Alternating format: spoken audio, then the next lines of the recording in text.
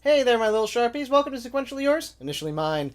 This is a show where we look over this week's number ones and tell you which ones are going to get your gears going, which ones are just going to grind them. Alright, so we have plenty to work with, but not as much as we have lately. This has been kind of a light week by comparison. Only, I think, four new books? Well, let's find out, shall we? Alright, the first, Lady Mechanica, number one. This is actually number one in volume 3. It's going to be, I guess, one of those things like Alien, like Predator, like a lot of the Dark Horse stuff that essentially every time they start a new story arc, they start with another number one. So you get to hear me talk about this over and over again. All right, so those of you who saw my last review of Lady Mechanica will know that I was not amazingly impressed with it. I found it kind of boring and generic. This one is slightly less boring and generic than it was before. It's still the same character in the same world, but at the very least, I buy into this problem more. And more to the point, the characters around her are a little bit more interesting. They introduced a new cop character in this who, Inspector Singh, who was born in India, and now he lives in Britain, in Mechanica City. That character I like. Lady Mechanica herself, I'm starting to get a feel for. Really, what I want from this series, and when I do my review of all of the Free Comic Book Day stuff, you'll hear what I have to say about the Free Comic Book Day offerings, which is going to kind of tie into this. But what I really want from this series is for it to stand out from other steampunk works. Right now, it still feels like it's trying very hard to fit that mold, and it really needs to kind of carve its own place. Yes, Lady Mechanica as a character is fairly interesting, and her backstory, her tragic backstory, is definitely sets her apart from a lot of other people, but they're still playing on the tragic backstory. As far as I can tell, they haven't answered it yet, or if they have, they still keep bringing it up over and over again, just to remind us that, hey, something terrible happened to her. And yes, I get it, something terrible happened to her. But there has to be more than this. I think of Lady Spider in the Spider-Verse storyline, and recently in Web Warriors, who is basically the same character, but she has a personality. She has a life of her own. The world around her has its own life as well that makes it palpable. This just seems dingy. Similarly, if you've ever read the what was her name? Alexia Terabati stories, Changeless, Heartless, etc., Soulless, I highly recommend those. Those are very steampunk, but they are also very unique. And what I really want to see out of Lady Mechanica is for it to find its feet and find something unique that really works with it. Alright. But all in all, not bad. It's worth a read. It's worth a read more than Volume 2 was. I didn't read Volume 1, but Volume 2 bored me. This didn't bore me. I just want it to be more, and I think it can be. Alright, next. Back to the Future, Citizen Brown. I'm really enjoying the Back to the Future comics. This one actually has two different stories in it from two different Back to the Future timelines, and it's interesting to see the different takes on the characters. The first one's actually based on the Telltale Games game of it, which I haven't played yet, but I recently bought as part of a Humble Bundle, so I'm kind of looking forward to that as soon as I have the time. That being said, though, the Marty and the Doc in this are very sort of upbeat, very, the way that we kind of expect them to be. The backup story is actually another one that has been published already that they're trying to get attention for the regular run, because I guess this is a special run that IDW is doing. And that Marty is a little bit different, a little bit more interesting, in the sense that he went through this great adventure, and the only person he can talk to about it is Jennifer, who in this story is starting to get tired of hearing the same stories over and over again. But Marty is still having problems processing it, and then he finds out that stuff happened, and that he has to deal with it, which, you know what? I like that. That was fine, too. I enjoyed them both. I actually kind of want to go back and read those other Back to the Future comics and see what's up with them. Still, for a first issue, this does everything it needs to do. It lets us know who Doc Brown is. It lets us know who Marty is. It lets us know, um, it lets us know what their town is like, Hill Valley. It plays on the same tropes that all the movies do, and demonstrating that everything's cyclical, everything kind of comes back in on itself, but it doesn't overstay its welcome, and that I really enjoyed. So yeah, Back to the Future Citizen Brown, worth a read as far as I'm concerned. All right, Stargate Atlantis. They are bringing it back from American Mythology Comics is bringing this back. I guess they managed to get the license for it. It's been, I think, 7 years since Atlantis ended. Um, this book is entirely average. Maybe on the low end of average, in fact. Now, I want to preface this by saying that I love Stargate Atlantis. I think it's my favorite of the Stargate franchises. Mostly because, A, the production design I thought was phenomenal. Everything was bright and everything was big and everything was, everything looked good and it looked ancient but still advanced. I loved it. Um, Basically, this picks up right where the original, where the TV series ended, which, spoiler alert for a 7-year-old TV series. If you haven't seen this yet, I don't believe you're going to. Or if you are, then just deal with it. Essentially, Atlantis goes back to Earth in order to fight a big bad, and in the end, it gets stuck there in San Francisco Bay. This story picks up where essentially the people who are with Atlantis on Earth would like to bring it back to the Pegasus Galaxy because they still have to deal with the Wraith. There. The people who are still in the Pegasus Galaxy who can travel back and forth via Stargate, they are dealing with these creatures that are coming from what appears to be another dimension through the Stargates. And more to the point, being able to use the Stargates in ways that we have never seen before. It definitely expands on the story. My problems with it. First of all, it tries to give a 2 or 3 page summary of what happened at the end of Atlantis, and it's just not sufficient. Basically, they do it in 1 or 2 panel chunks that just go through time a little bit at a time, the way they would at the beginning of a TV series, where they'll show you a couple of second clips of what of what you have seen or what will be important in the previous episodes to this episode. It doesn't work when transferred to the comic medium. The art, I was saying earlier that one of the things that I liked about Atlantis was that it was bright, it was colorful. As much as I liked SG-1, it was a lot of oranges and dark blues and, gunmetal gray inside the SGC. Atlantis itself was almost shining in white. The wormhole was that sort of teal blue, as were all of the chevrons. It was a nice change from production. This is just really dark. I mean, to the point that some of these panels, even the ones that are supposed to be in bright light, are just so overshadowed. I think that they could, again, it's one of those, I think that they can do better.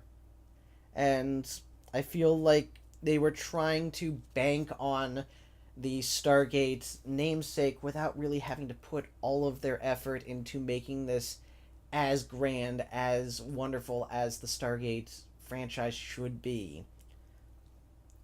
That being said, though, the characters that they have in there, all of the characters are true to form. I like the way that that's going. I like the plot, even though it was hard to follow at times, because, again, they were trying to shove so much in that they ended up doing it in kind of small segments that didn't really blend well with each other. It brings in a lot of the mythology, but in a way that is mostly accessible to new people. Again, it's just trying to get that early stuff out of the way didn't quite work. So, this is written for fans of Stargate Atlantis. This is written for me. I'm not sure if this is written for the average comic reader who may have never seen Atlantis, or may have watched SG-1, or may have not gotten past a couple of seasons of the show. Which is a shame. But as a number 1, it just doesn't quite work. Alright, looks like we did in fact have 4 this week.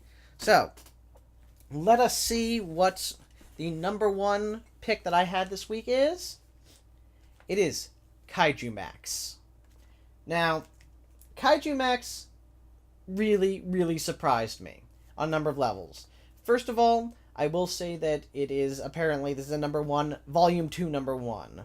So it does have a previous volume. I have never heard of it. I have never read it. I in no way felt lost in this world. That is what you need for a number one issue. The ability for somebody who has never encountered this before to walk in and be able to put together what's going on. You know, Green Humongo and Electrogar apparently were villains in the previous one. They're in this, but I didn't need to know that. So, what did I like about this? Well, first of all, it is amazingly colorful and a lot of fun. The designs are interesting. I like this idea of a world in which human and kaiju live together, and the humans have essentially subjugated the kaiju and created this Kaiju Max prison for when they decide to go rampaging. Another thing that I really like about it, again, the coloring. The coloring on here is bright. It is bold. It is interesting and experimental. I love what's going on with it. Who was the colorist on this, in fact? Let me look that up. Let's see here. Retail cover illustrated and colored by Xander Cannon. Okay. Also written by Xander Cannon. Alright, this is all Xander Cannon, which I suppose that's his name on the top, so that makes sense. Oni Press is putting it out. Okay. 2016 Eisner nominee for Best New Series. I can see why. Alright, so the basic premise, we start with Red Humongo, Green Humongo's brother, who is a kaiju that is essentially trying to put his life together. He's a prisoner who's on parole. He has done bad things. But, you know, he has his life. I love that he lives in a gigantic warehouse and has sort of oversized versions of everything, but it's basically regular sized versions of different things for us. For example, his phone is a, what was it? A news tower, essentially, with a news truck on it because it has the satellite dish, and that's how it works. But, you know, for us, it's a news tower, it's a news truck, but for him, it becomes his phone. It all works out really well in the visuals. Red Humongo is going to go to work after his boss calls him up and tells him that he has to be in early today because... And then his brother, Green Humongo, and Electrogar, who have escaped from Kaiju Max, show up at his door and look for basically a place to hide out for a little bit. What surprised me more than anything about this, and what I loved more than anything about this, though, is that underneath the silliness, underneath the kind of ridiculous premise and the jokey visuals, there are some really interesting messages in here about how we treat parolees and prisoners, how addiction works, how gang violence works, how about there's messages about racism, and all of this is all in here and all presented, but none of it is overpowering and none of it takes away from the story. It all exists in there just as part of this world. It's very natural, very organic, and I love to see them do that. Xander Cannon has really just outdone himself with creating what, for lack of a better term, is a cautionary tale or an exploration of modern society without it having to be lecturing.